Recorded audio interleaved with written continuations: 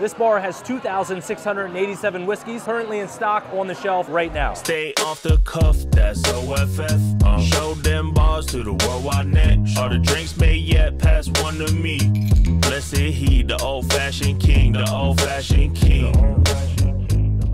Virginia is for Grubbers. We are back again with another Old Fashioned Friday. And this week we're coming to you from Washington, D.C., Adams Morgan, D.C., and we're at one of the most requested places to do an Old Fashioned Friday at in the history of Old Fashioned Friday. We've been doing these for 2.5 years, almost 3 years. We got 100+ episodes deep, and this is by far the most requested place in the DMV to come shoot an Old Fashioned Friday at. And today we're at Jack Rose. Now, why was there so many requests to do it at Jack Rose? Jack Rose currently has 2,687 whiskeys currently in stock on the shelf right now. Needless to say, we had to come through, do an OFF, check it out. As you guys know, we said we were gonna also do the happy hour information of all the restaurants moving forward. Jack Rose has a super easy happy hour in the dining salon, which is where we're at. No happy hour at all. There is a happy hour upstairs from 5 to 7. They said it's a few bucks off bites, selected beer, some selected wine as well. But as far as the place where we're at, the place you wanna be, where all these beautiful bottles of bourbon, whiskey, and scotch are, no happy hour. You guys know how this works. It's 0 to 3 on appearance, 0 to 3 on first sip, 0 to 3 on overall taste, 0 through 1 on overall ambiance. Jump into the appearance first.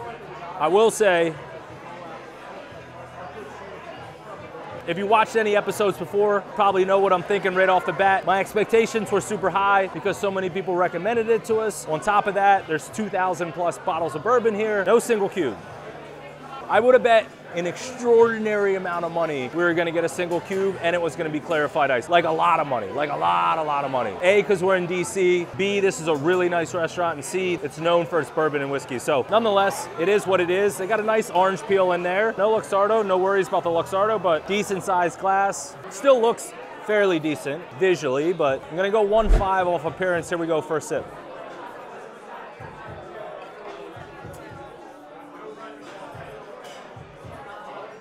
It is incredibly clean, very smooth, very smooth. All right, I'm going back and forth. My expectations were high when I walked in. No single cube, my expectations went down. Now my first sip, now I'm back up again because that first sip was incredible. I don't know if I've ever drinking an old fashioned with no single cube that was that smooth. Kind of thrown back a little bit. I'm kind of like at a loss for words about how good that was. Listen, first sip, no bullshit.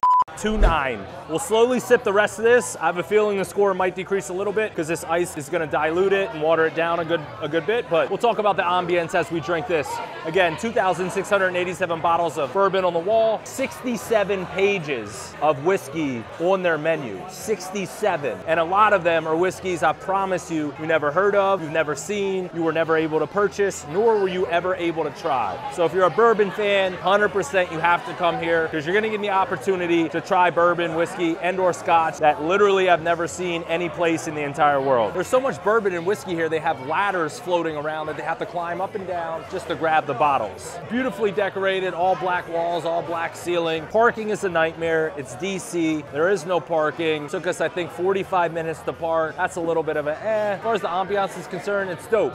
Max score is 1. I'm gonna go 0.9 on ambiance. Let's get into this. Little watery at the end, as expected. Listen, single cube, clarified ice with this glass, probably looking at like a 2.7 or 2.8 on appearance. It doesn't really affect the first sip that much, but the overall, it's gonna affect a lot. 2.9 off first sip. Overall, it's really watery at the end. Overall, I'm gonna go flat 2, because again, it's still surprisingly good, but it does decrease because the ice diluted it a little bit. A bit of a roller coaster. High expectations, no single cube, unbelievable first sip, kind of watered down taste at the end. Jack Rose, Washington, D.C., Adams Morgan, Virginia, Grubbers. Cheers, y'all.